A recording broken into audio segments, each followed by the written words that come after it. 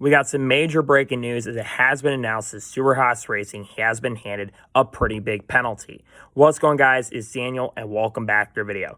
As I just said a second ago, we've got some pretty big breaking news coming out of NASCAR as Stewart-Haas Racing has been handed penalties. According to a report, the numbers 10 and 41 cars have been issued L1 level penalties for improper roof air deflectors. Team has also been assessed with the loss of 35 driver and owners points.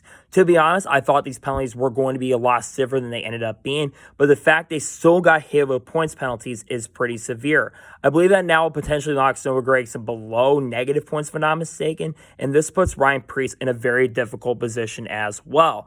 But the fact it's not an L2 or L3 is definitely really safe, and the reason I believe it's not an L2 or an L3 penalty is because of the fact that this did not come from a single source vendor. Had these roof rail deflectors been single source vendor parts, I do believe that SHR would have gotten more massive and major penalties. Now, do I think that SHR is going to try to appeal these penalties? Probably not, because they're probably going to get harsher penalties if they go ahead and try to appeal them. This is pretty big news, though, regardless. I also believe Joey Logano also got handed a $10,000 fine, which isn't that massive, all things considered, with what he received. But going back and talk about Stewart-Haas Racing, you think about the Seaman organization, especially in the last couple of years. They've lost some big drivers like Kevin Harvick and Eric Almirola.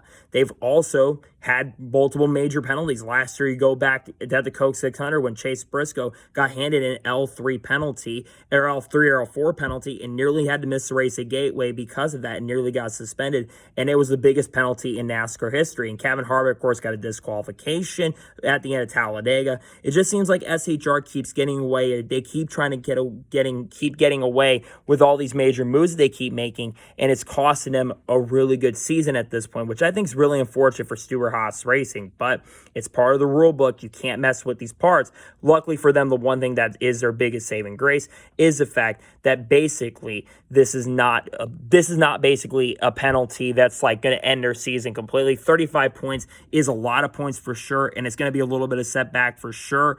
I would also have to imagine that this is going to hurt SHR when it comes if they're going to stay with Ford or not past this year. I think that will have somewhat of an effect on that for sure. I'll get back on tomorrow and talk more about these penalties, but again, it's part of the rule book. You cannot mess with these next-gen parts.